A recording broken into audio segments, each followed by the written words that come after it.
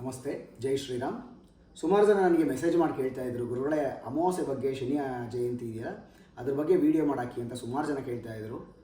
ಅವತ್ತೊಂದು ದಿನ 16/5/2026 ಶನಿವಾರ, ಅವತ್ತು ಬಾದಾಮಿ ಅಮಾವಾಸ್ಯೆ ಮತ್ತು ಶನಿವಾರ ಬಿದ್ದಿರೋದ್ರಿಂದ ಅವತ್ತೊಂದು ದಿನ ನಿಮಗೇನೇ ಪಿತೃದೋಷಗಳಿದ್ರೂ ಅಥವಾ ನಿಮ್ಮ ತಂದೆಗೆ ಏನಾರ ಆರೋಗ್ಯದಲ್ಲಿ ಸಮಸ್ಯೆಗಳಿದ್ದರೆ ಅಥವಾ ನಿಮಗಾಗಲಿ ಕಣ್ಣುಗಳಿಗೆ ಸಂಬಂಧಪಟ್ಟಿದ್ದು, ಹೃದಯಕ್ಕೆ ಸಂಬಂಧಪಟ್ಟಿದ್ದು, ಹೊಟ್ಟೆಗೆ ಸಂಬಂಧಪಟ್ಟಿದ್ದು, ತಲೆಗೆ ಸಂಬಂಧಪಟ್ಟಿದ್ದು ನಿಮ್ಗೆ ಏನಾರ ಆರೋಗ್ಯದಲ್ಲಿ ಸಮಸ್ಯೆಗಳಿದ್ದರೆ ಅವತ್ತೊಂದು ದಿನ ನಿಮ್ಮ ಮನೆ ಅಕ್ಕಪಕ್ಕ ಎಲ್ಲರೂ ಶನಿ ಶಾಂತಿ ಹೋಮ ಮಾಡ್ತಿದ್ರೆ, ಅಂದರೆ ಸಾಮಾನ್ಯ ಏನು ಅಂತಂದರೆ ಶನಿ ಶಾಂತಿ ಹೋಮವನ್ನು ಮಾಡಬೇಕಾದ್ರೆ ಬೆಳಗ್ಗೆ ಬ್ರಾಹ್ಮಿ ಮುಹೂರ್ತ ತುಂಬ ಶ್ರೇಷ್ಠ.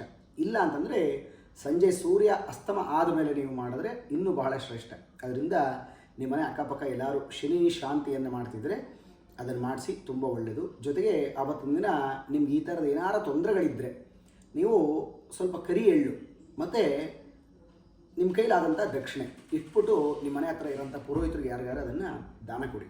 ಎಂಥದೇ ಪಿತೃದೋಷಗಳಿದ್ದರು ಅಥವಾ ಶನಿ ದೋಷಗಳಿದ್ದರು, ಅಂದರೆ ಜನ್ಮ ಶನಿ ಕಾಟ ಆಗ್ಬೋದು, 5ನೇ ಮನೆ ಶನಿ ಕಾಟಗಳಾಗ್ಬೋದು, ಅಷ್ಟಮದಾಗ್ಬೋದು ಅಥವಾ 12ನೇ ಮನೆ ಆಗ್ಬೋದು, ಇಂಥದ್ದು ಯಾವುದೇ ಶನಿ ದೋಷಗಳಿದ್ರೂ ಅವೆಲ್ಲ ನಿಮಗೆ ಶೀಘ್ರದಲ್ಲಿ ಪರಿಹಾರ ಆಗುತ್ತೆ ಮತ್ತು ಉತ್ತಮವಾದಂಥ ಆರೋಗ್ಯ ಪ್ರಾಪ್ತಿಯಾಗುತ್ತೆ. ಜೊತೆಗೆ ತುಂಬ ಯಾರು ಕೋರ್ಟು ಕಚೇರಿ ಇಂಥದ್ರಲ್ಲಿ ಏನಾರ ನೀವು ಸಿಕ್ಕಾಕೊಂಡು ಬೇಕಾದಷ್ಟು ತೊಂದರೆಗಳನ್ನು ಅನುಭವಿಸ್ತಿದ್ರೆ ಅಂಥವರು ತಪ್ಪದೆ ಇಂಥ ದಿನ ಶನಿದೇವರಿಗೆ ತುಳಸಿಯನ್ನು ಅರ್ಪಣೆಯನ್ನು ಮಾಡಿ ಒಂದು ತೈಲಾಭಿಷೇಕವನ್ನು ಮಾಡಿ ಕರಿ ಎಳ್ಳನ್ನು ದಾನ ಕೊಡಿ. ಅವಿರೋದ ಎಂಥದೇ ನಿಮಗೆ ಕೋರ್ಟಲ್ಲಿ ಸಮಸ್ಯೆಗಳಿದ್ದರೂ ಅವೆಲ್ಲ ಬೇಗ ಪರಿಹಾರ ಆಗುತ್ತೆ.